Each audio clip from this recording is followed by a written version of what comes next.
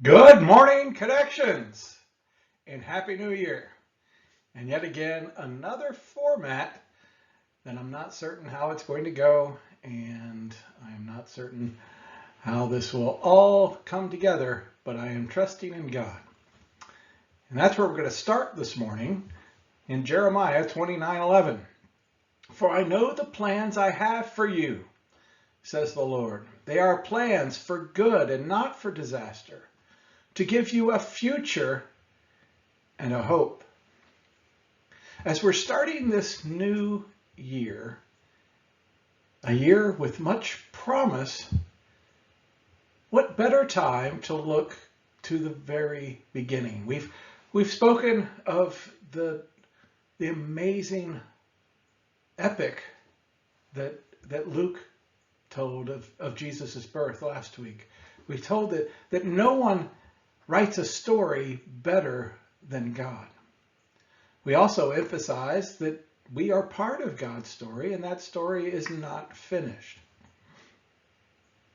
I'm hoping today to draw some inspiration from the very beginning of our story, which is found in Genesis.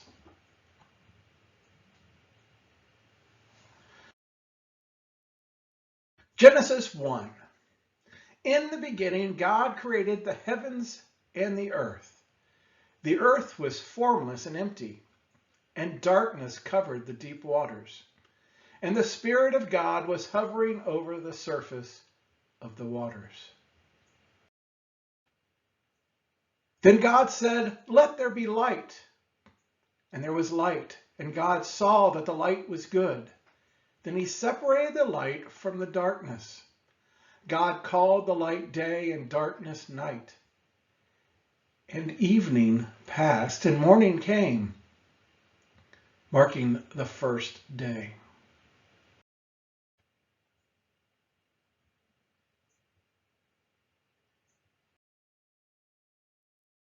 Then God said, "Let there be space between waters, to separate the waters of the heavens from the waters of the earth."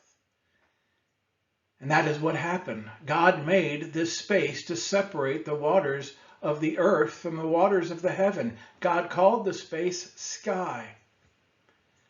And evening passed and morning came, marking the second day.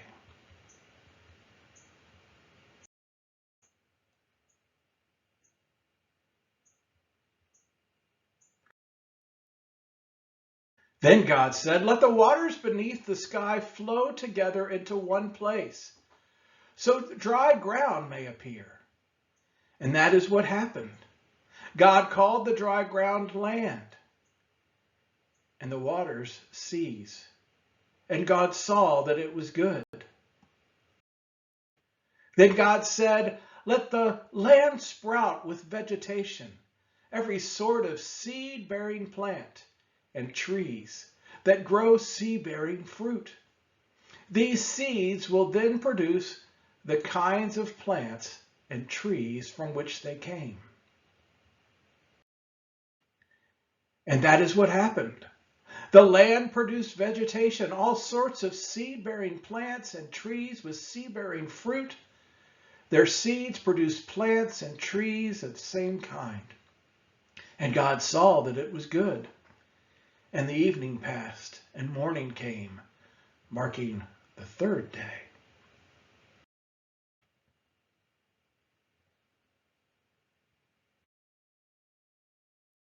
Then God said, "Let lights appear in the sky to separate the day from the night. Let them be signs to mark the season, days, and years. Let these lights in the sky shine down on the earth." And that is what happened. God made two great lights, the large one to govern the day and the smaller one to govern the night. He also made the stars. God set these lights in the sky to light the earth, to govern the day and the night, and to separate the light from the darkness. And God saw that it was good. And evening passed and morning came, marking the fourth day.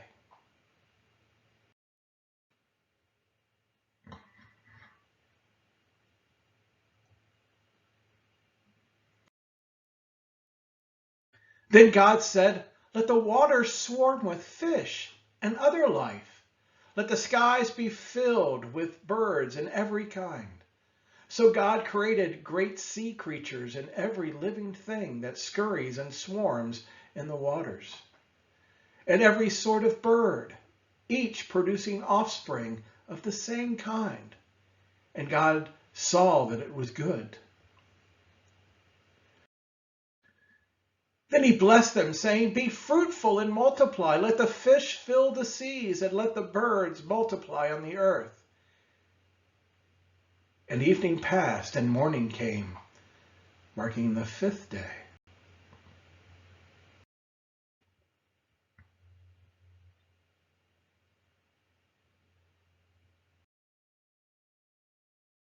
Then God said, "Let the earth produce every sort of animal, each producing offspring of the same kind, livestock, small animals that scurry along the ground, and wild animals."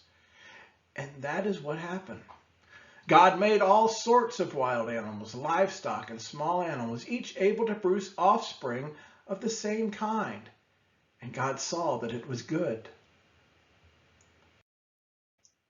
Then God said, "Let us make human beings in our own image, to be like us. They will reign over the fish in the sea, and the birds in the sky, and the livestock, all the wild animals on the earth, and the small animals that scurry along the ground." So God created human beings in his own image. In the image of God, he created them. Male and female, he created them. Then God blessed them and said, "Be fruitful and multiply, fill the earth and govern it. Reign over the fish in the sea, the birds in the sky, and all the animals that scurry along the ground." Then God said, "Look, I have given you every seed-bearing plant throughout the earth and all the fruit trees for your food. And I have given you every green plant as food for all the wild animals, the birds in the sky, and the small animals that scurry along the ground, everything that has life." And that is what happened. Then God looked over all he had made, and he saw that it was very good. And evening passed, and morning came, marking the sixth day.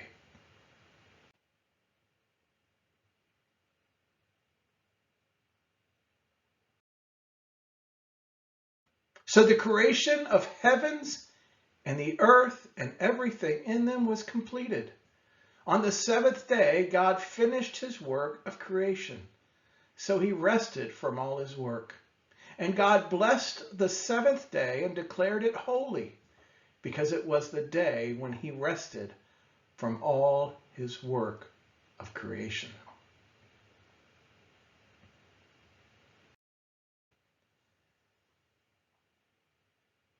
I hope you heard it in the telling. Did you hear the rhythm? God is a God of order. And everything happens exactly when it's supposed to happen, as it's supposed to happen. And that's the lesson we learn just from reading the first chapter, or first few chapters of the first book of the Bible. There's a rhythm. There's a cadence. Now, it's easy to pick up on the rhythm and cadence when we are reading through history. We almost are able to capture the same perspective, the same view of God. Well, why did they make this decision? And why were they so troubled in this position? Why didn't they have more faith? Of course, you and I, as we navigate through our own lives, recognize it's much more difficult to find God's cadence and understand there's a rhythm. The same rhythm from the creation story is present in our own lives. And that's what I want to share today. That's where I want to move to for the rest of our time together.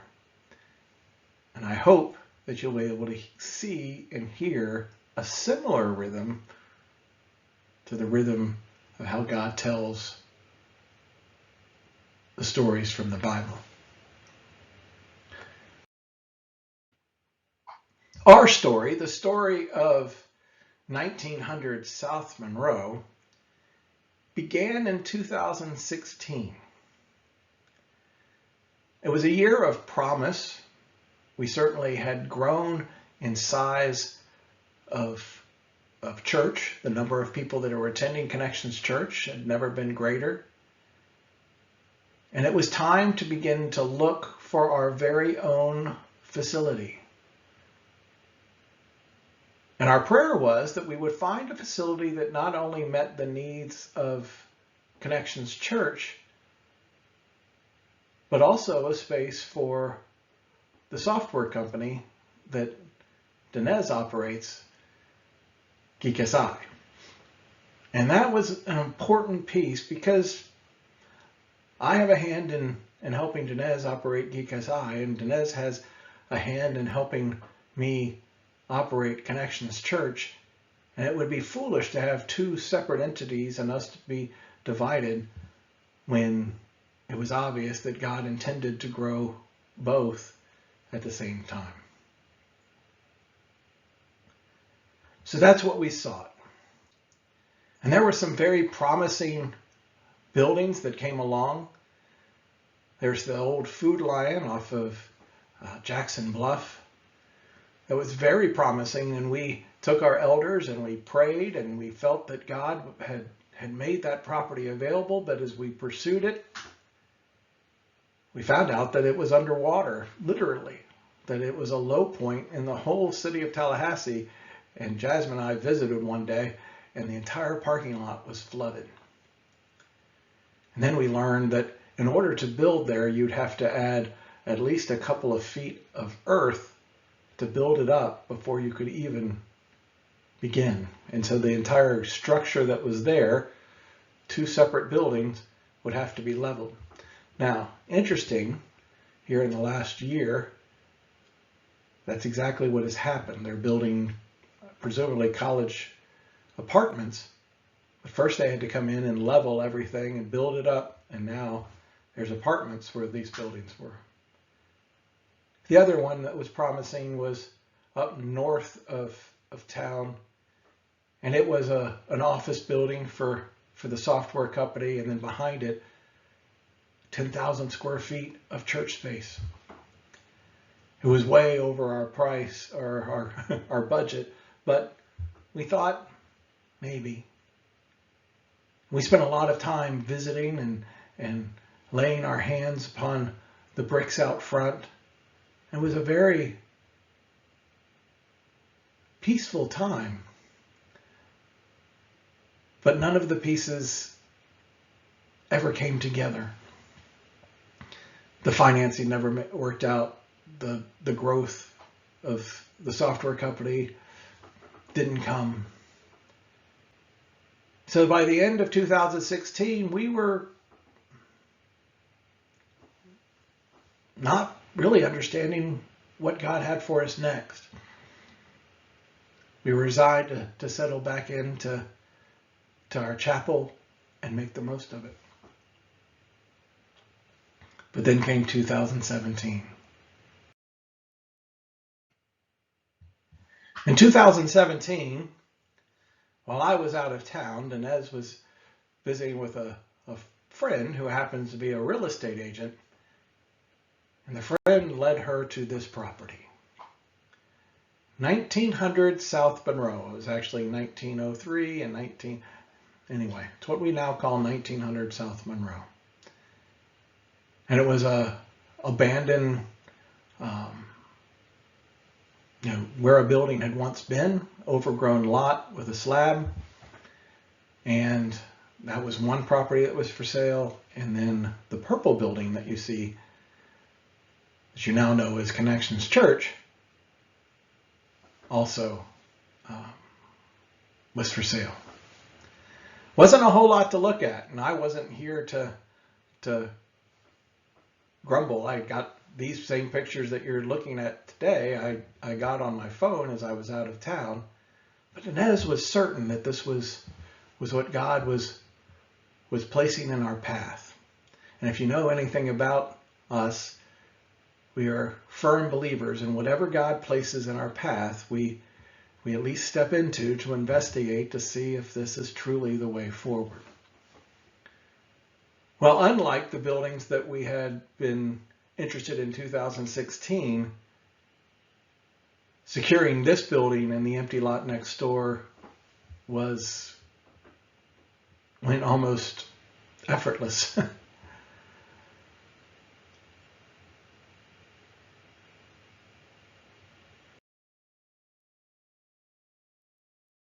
Before we get to that point, I guess we should share that it wasn't any prettier on the inside than the outside. I don't know that if you are sitting in the sanctuary now or you're sitting in the sanctuary sometime soon that you'll be able to even recognize that this is the same room as where our current sanctuary is. But with a little bit of imagination and a lot of encouragement from God, by May, so this is April that Inez is looking at the building, and by May, we are now proud owners of the building. And this is our first day in the building, and the only air-conditioned space was a very small space at the very front of where the church now is. And so that's where Geek SI began. And you may recognize some of the faces that are still with Geek SI today that are beginning, in the beginning. And of course, my beautiful bride unlocking the door for the very first time. That was the humble beginnings of what was to become this 5-year plus saga. Our story.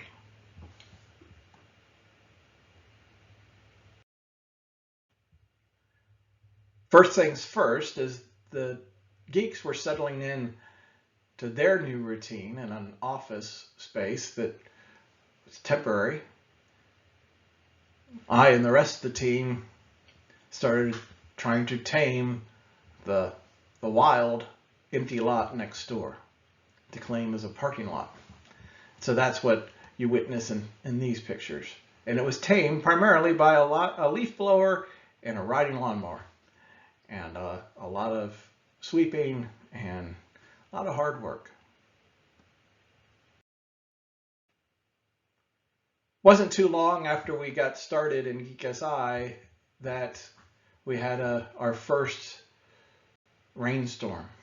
And with the first rainstorm, it revealed that the entire future church side of the building floods every time that it rains. Water gathers on the hill that is South Monroe, and it's directed right into the side of the building. We were completely unaware that we were dealing with a very similar problem that Jackson Bluff had, except we were high up on elevation building-wise, but nevertheless caught in the river. So a floating floor, which is what was in that front room, soon became a floating floor. And what you see here is Jasmine and Dylan doing their very best to peel back the floating floor and clean up after the water had invaded. Meanwhile, the outside crew, including myself, went to work. And that's one of the things that I'm most proud of as I look back on our history is we always rallied. We trusted God no matter what. We knew that this was the plan that He had for us, and it was a problem that we needed to solve. We never felt that we had much of a budget at all. We had spent most everything that we had just to get in the building. So if there was work to be done, especially in these early years, it was going to be done by us.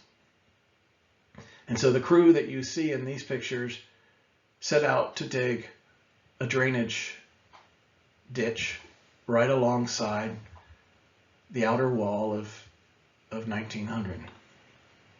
And it was difficult work. It was hot. It was wet. But nevertheless, the crew went to work and hand dug this wonderful trench, and they put in a French drain, and then we covered it back over with gravel. And that drain system protected the building for many years. More on that in a minute.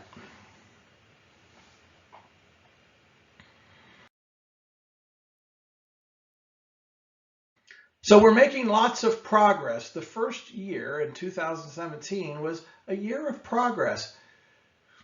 Maybe not progress that you might see today, but it really felt like progress then because we were pulling out all of the old. The building had been neglected, people that had used it previously had just kind of masked over the previous tenant, and nothing had ever been cleaned up and prepared. So in order to move forward, sometimes you have to peel back all the old, and that's what we were focused on in those early months.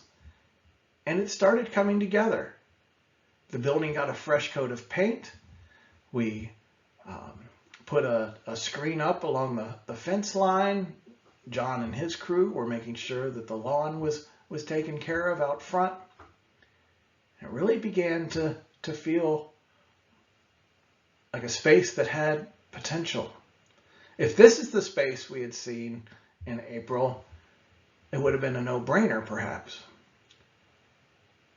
And we even had time to start working on the future space for Geek SI.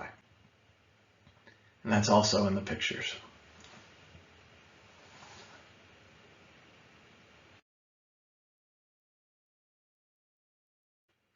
Of course, one of the things that we were struggling with and that is going to be a continued battle is the weather. This building was constructed in the late 50s, early 60s, I believe, and it's designed with a flat roof. And nowhere in the budget was there money to replace this entire roof system to bring it up to how they would build a roof today. So we came across a product that allows us to seal the roof. It's called Tropicool, and you'll give John nightmares to today. But so this is the crew that got together to seal in the entire roof, not just the church side, but also on the geek side. To make sure that not only were we protecting the building from water coming in from the side, as we had already experienced, but water coming in from above as well. And it was one of the greatest accomplishments we made, and we felt that we had dried in the building and we were seeing the way forward. And this was still in 2017. We were so happy with ourselves in 2017 that we invited our friends, all of the churches, all of the pastors that lead the churches here in the Tallahassee area came to have Christmas dinner with us. And we showed off our work, and we invited them to work alongside us to help reclimate the building. And it marked a celebration of sorts and sharing with the rest of the pastors our vision for 1900.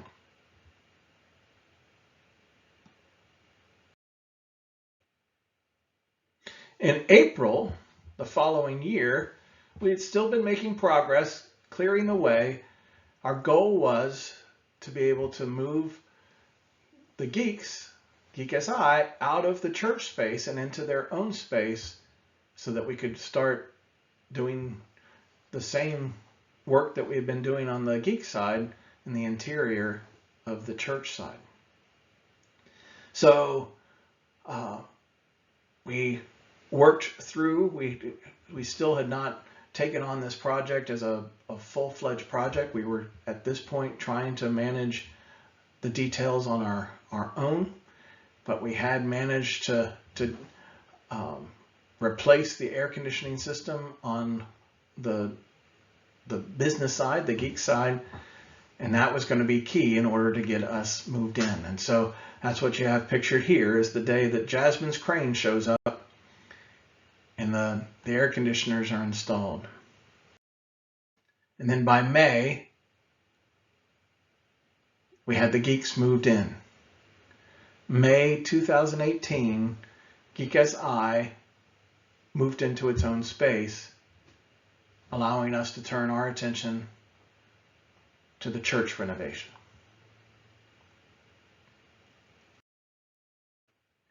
And that's what we did. Got them out of the front room and began knocking down walls. And we were still making progress. We had hopes of hooking up with a team of volunteer contractors through the Assembly of God. And that had not really come online as much as we wanted it to. And then Hurricane Michael. Hurricane Michael came into our lives. Certainly, we were not in the full force of Hurricane Michael. Jason Duncan and his family were, and many of the church families that we know to the west of us are still recovering from Hurricane Michael. But Hurricane Michael had an impact on our renovation nevertheless. The attention that we had been getting from contractors, the attention that we had been getting from our team, any potential attention we might have gotten from the Assembly of God volunteer contractors, all got diverted to the west to help rebuild, leaving us to figure out where God was leading from here. And it became less certain on how we were going to move forward after Hurricane Michael came through. Yet, by Christmas 2018, with the geeks settled into their new space for the last several months, Christmas happened. And from these pictures, one of the beautiful things about God's children, one of the beautiful things, one of the blessings that He gives us is our adaptability. And that's what these pictures speak of, is we made the best of what we had. That was sealed floors to keep the moisture out and as inexpensive throw rugs as we could find. Some wood paneling constructed by John and myself and hung from the rafters. And it really became homey. And we had made the very best of it for those several months, those 7 months leading up to Christmas. And by this picture, you would think, wow, we're on our way.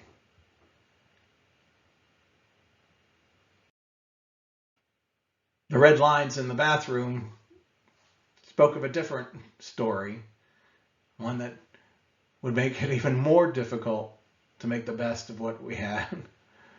Those lines marked the plumbers believed that our permitting was imminent, wanting to come through. This bathroom was made primarily by Rick Brown, and it was a monumental moment when we went from the junky bathroom on the church side to blessing the geeks with their own private restroom.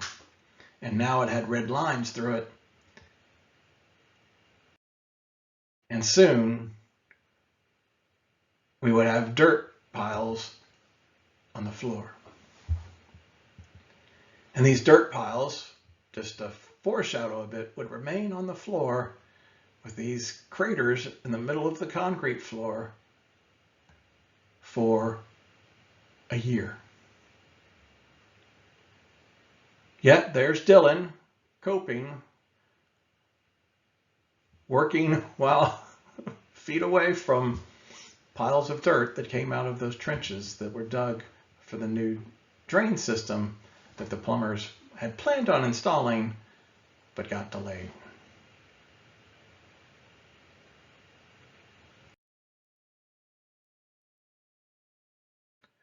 So this is where things are a little bit murky for me. You see, we had an architect from that Assembly of God team that I spoke of, and very sweet man, hand drew plans. Took him about a year, a little over a year, to draw those plans up. And that's what you see in the background here is those plans. But to Dinez's recollection, and according to her phone, our permits with the city came through by the beginning of 2019. Now, I'm not sure exactly how the timeline worked. It was very slow, as I mentioned earlier, from Hurricane Michael. So we did have outings with the church. That's one of the things that you see in these pictures is Dave would gather and we would have a quick moment in the church side of things, imagining the church to come. And then I think on this day we headed out to visit the Capitol. But that's how we began 2019.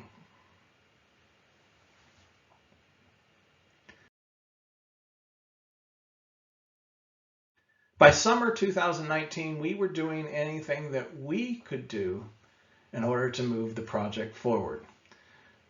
John put some more paint on the building, and Sean and John worked very hard on trying to figure out the best floor system.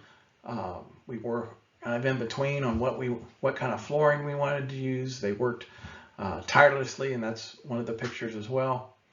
But we got the parking lot pretty cleaned up, and we were expecting that we were making progress. So at one point the buses all moved up to 1900. But of course, it's not just church building stuff going on at 1900. It's the chapel where Connections was still meeting down at Woodside Heights. And that's the picture on the left, just above my head here, is the city came in and redid all of the plumbing, took it off of the septic system and installed city plumbing. And the higher pressure from the city caused leaks in the old system, and we chased that for felt like months. It also caused ridiculously high utility bills at one point as the leaks were going into the ground, and the city claims they were going into the sewer system. To this day, we continue to shut off the plumbing from the meter so as to not overstrain the water system there at Woodside Heights. The larger picture is my own troubles in the water department. We are still on a septic system, but the septic system gave out, and so this is the replacement in the fall of 2019 of our complete septic system at the house. So we have lots going on, and this is just an indication that it's not all 1900 related. Life goes on, and other challenges move to the fore as well.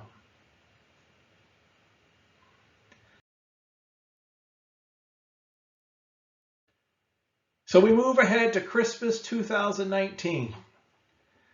And if you look over Jasmine's shoulder just past the tree, you will notice that the piles of dirt are still there. But one thing that Geek SI does well, and one thing that we love getting the family together, is Christmas. And so, undeterred, Christmas 2019 happened at 1900 South Monroe. Then came the, don't even know why I'm over there, but, oh.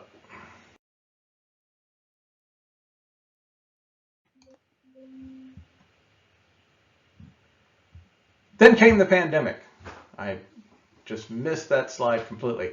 What that previous slide was showing was Nemo, the big bus, running aground, and that tow truck needing to pull it out. That happened when we donated our time and our buses to help transport the folks staying at the Kearney Center out to all the different hotels that they would remain through a good portion of the pandemic. But my first tour, my first assignment, I got down in a ditch and neither front wheels or rear wheels were touching. Truly run aground. And it truly a metaphor of kind of how we felt for a good season at 1900 and the construction. Just run aground and needing a large tow truck to help pull us out. Spring 2020, we begin to see some progress. So that's where, again, if the plans were approved in January 2019, there wasn't a whole lot of contractor work going on until a year later in 2020. You can see some of the framing going up. This is the kitchen that you're looking at, and you're looking from the front of the sanctuary out to the street, and the picture that is nearest me. And then of course we got our electrical service. That was one of the biggest hurdles and one of the greatest expenses, is rerouting all of the electrical from being draped across the top of the building to coming in on the church side and then running to serve the business side, the geek side as well. So all of that work finally got underway in the spring of 2020. And of course, there was still a lot of work for us to do, and John put volunteer teams together from the church, and we got to paint, and up there in the corner is me doing some of the tile work. Sean did a great amount of the tile work in the kitchen as well. So there was always projects for us to do, as well as projects for the contractors. And that's really the only thing that kept us moving forward, was our willingness to put our hands to it and do as much of the work as we could possibly do on our own.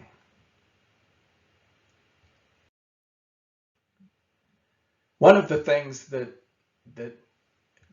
Dinez and I found essential, and it was something that we had found and been counseled to find when we first began Connections Church, is to make sure that we were spending time together, making sure that we had time away from all of the noise.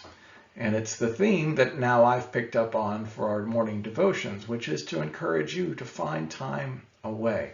And I know it's difficult sometimes to find that time. It's also difficult and a luxury to get far enough away to where you feel that you have space.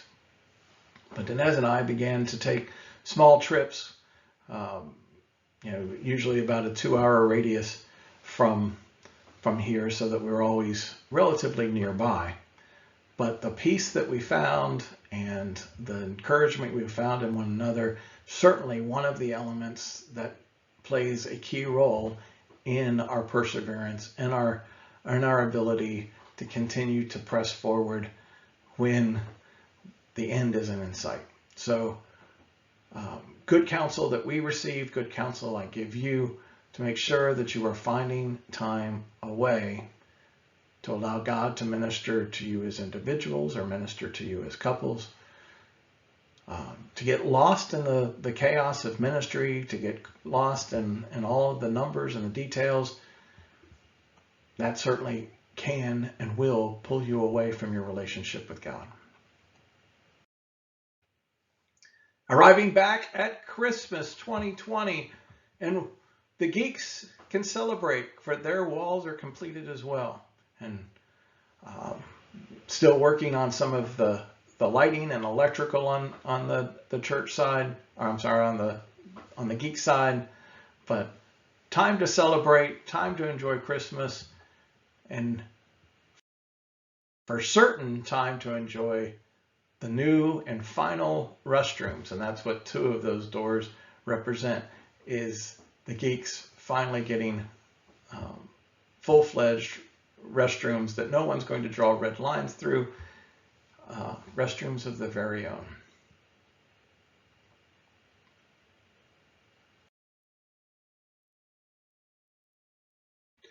On the church side, things were looking up as well.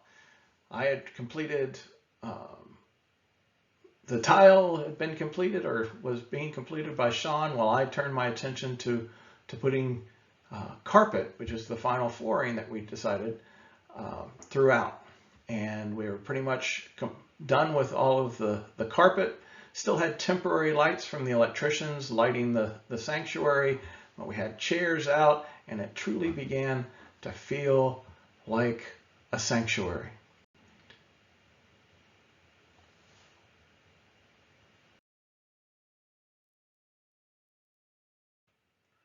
And here you can see by fall 2021, we had the office defined with the sliding glass door that, the sliding glass door that looks awesome. We also got the kitchen cabinets in, and John set to work on installing those. We have yet another coat of paint on the front, this beautiful blue that Dinesh settled upon, that truly has set the building off, and I think it really kind of brings it into the 21st century, if you will.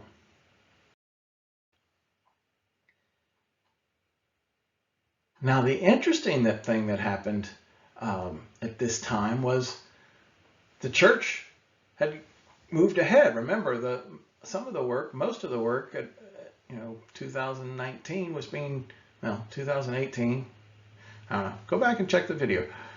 Most of the work early on was being done on the geek side so that we could get them moved on and begin focusing our attention on the church side of things.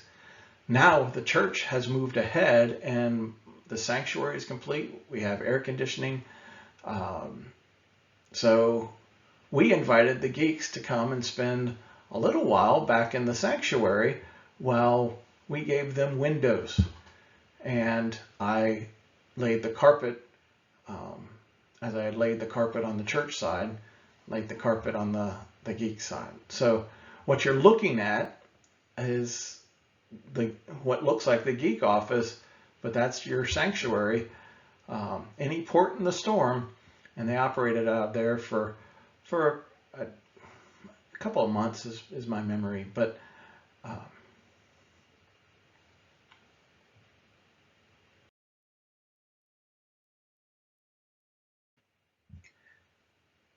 I included this picture of Nora, and I don't know why I'm pictured here. I did not want to borrow this space. I wanted this space to be for Nora.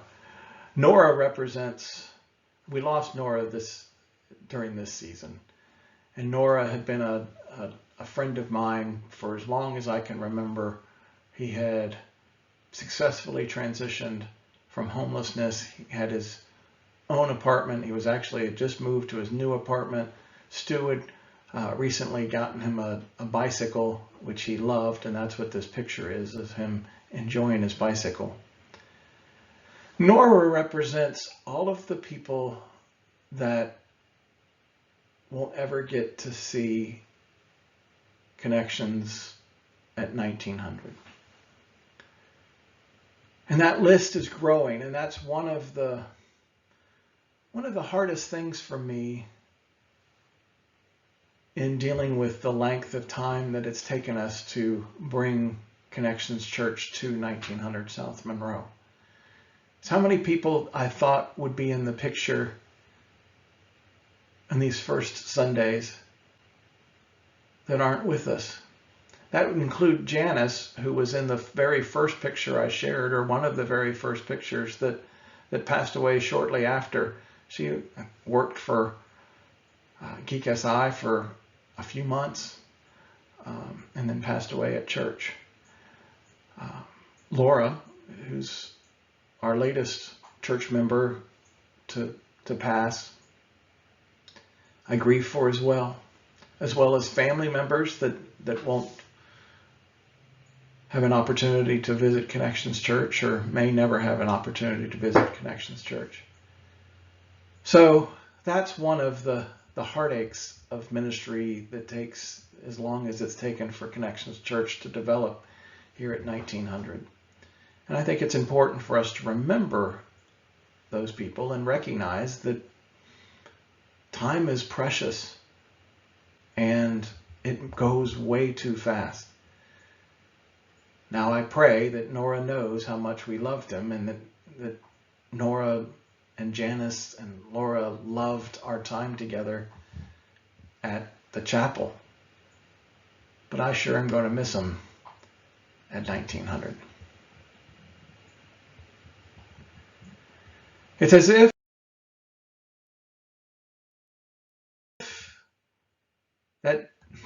that season ushered in by the passing of Nora brought with it other heartache.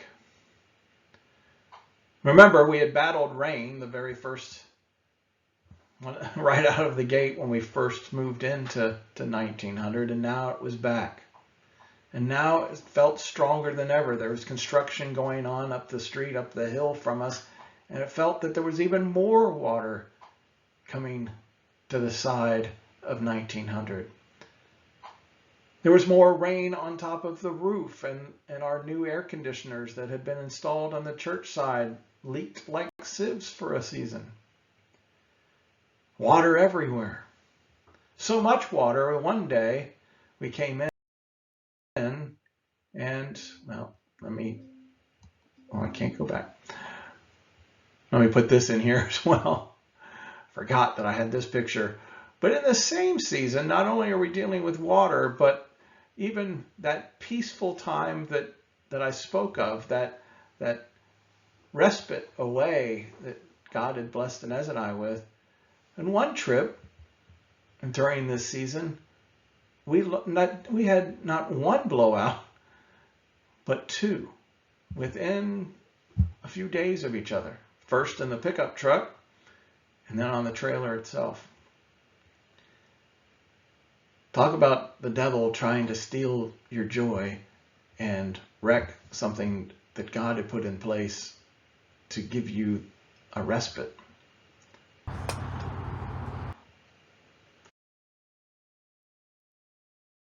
And what do when all things go sideways? We persevere, just as the team did when they dug the trench outside. The team rallied, and we sucked up gallons and gallons of water from the freshly laid carpet, and we put fans all over in the room, and within a couple of days, praise God, no mildew smell, and we were back in business and devising new systems and new plans to divert the water that was coming down the hill from south on South Monroe.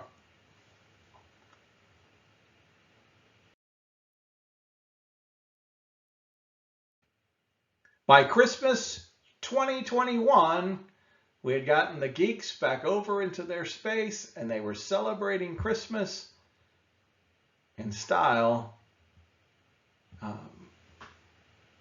in the newly completed geek offices. Connections wasn't left out either. A little bit of an odd picture. You wouldn't imagine having pictures of restrooms and kitchens all in the same slide, but it's what we were given, and we were thrilled. We had partitions up in the restrooms, real clean, well-kept restrooms, and a beautiful kitchen coming together.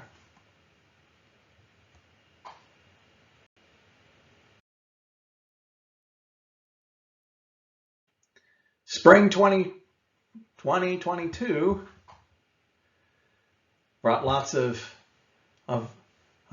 new beginnings, new chapters, including Riker, our latest grandchild, and Dylan graduating from FSU. It was a perfect season and spoke of promise. And we truly believe that we were months away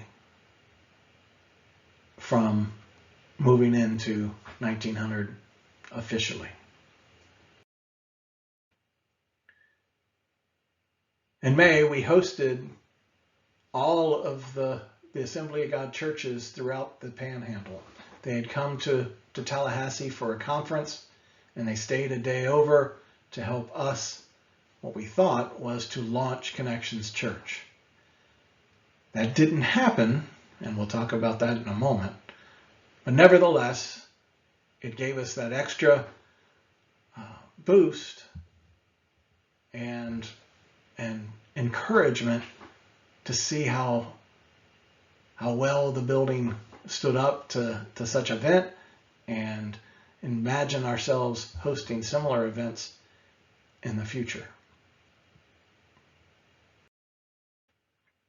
What kept us from being able to realize the dream of opening in spring of 2022 came down to the construction of our stage, the construction of our steps, and just the smallest of details. John and I had constructed the stage, and this is a sample of it in this picture, to be more than sturdy, using 3/4 inch plywood and carriage bolts, and just we were not going to be satisfied with anything that gave us any concern for anyone to stand on it. But it wasn't in the drawings of the plans.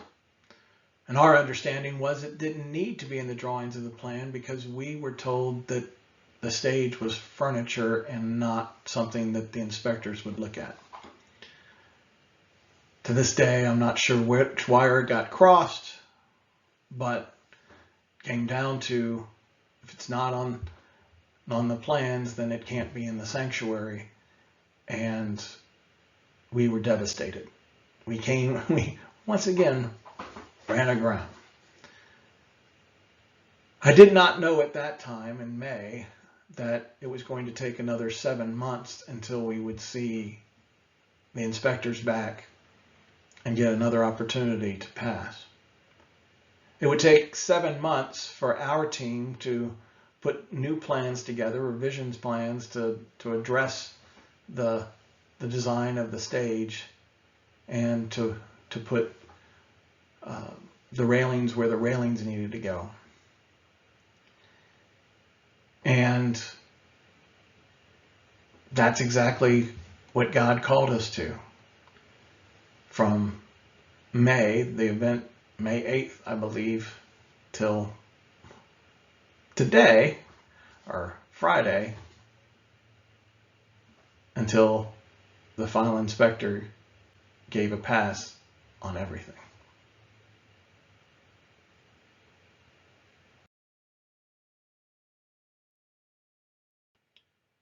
Through the summer, to keep ourselves occupied, we focused on the other details that we had pushed off up until this point, primarily setting up a sound system and instruments and lighting. And so that's what kept us occupied through most of the summer into the fall. When the air conditioning system died at the chapel, you all helped us kind of work out the bugs at 1900 as we gathered on Sundays in a small group to learn how to do lighting and sound and which television was going to work best in the corner.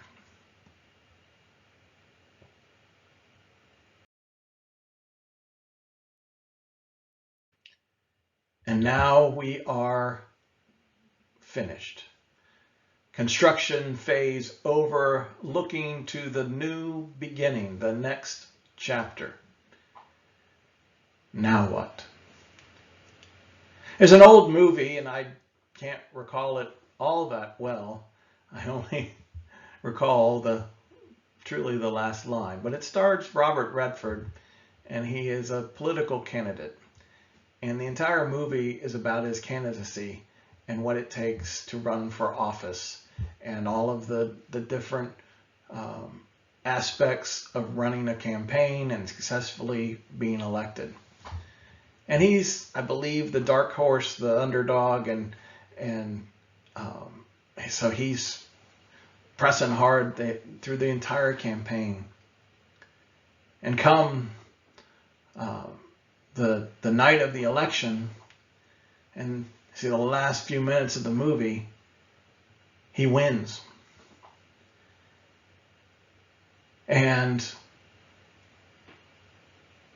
it's probably the last line of the movie is he looks at his campaign manager and says, "Now what?"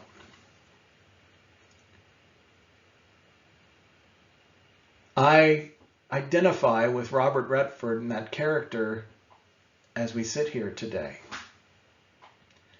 I have spent, you have spent, we have spent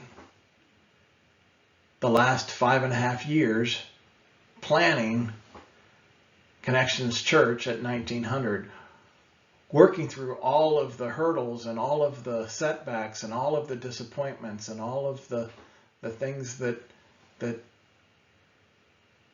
got thrown in our way. One could say that we are very successful in persevering. We are very successful in putting our hands on the things that we can put our hands on and helping move projects forward. We are good at learning new skills and learning how to make things right. Now it's time to get down to the business of church. Now it is time to get down to fully utilizing this building that God has blessed us with. But all of our energy has been spent in getting us here, and perhaps our strength's a bit sapped. Well, I'm looking forward to announcing in the next few weeks a new schedule for Connections Church. I think it's important that we begin, that we find our cadence, that we find that new rhythm, and allow God to lead us, trusting that He tells amazing stories, trusting that our story is just beginning, and He is far from done. I enjoy this journey. I've enjoyed your company, and I invite you to participate in helping me craft the church that God has purposed us to be. I love you. I miss you. I hope to see you very soon. Till then, please be good.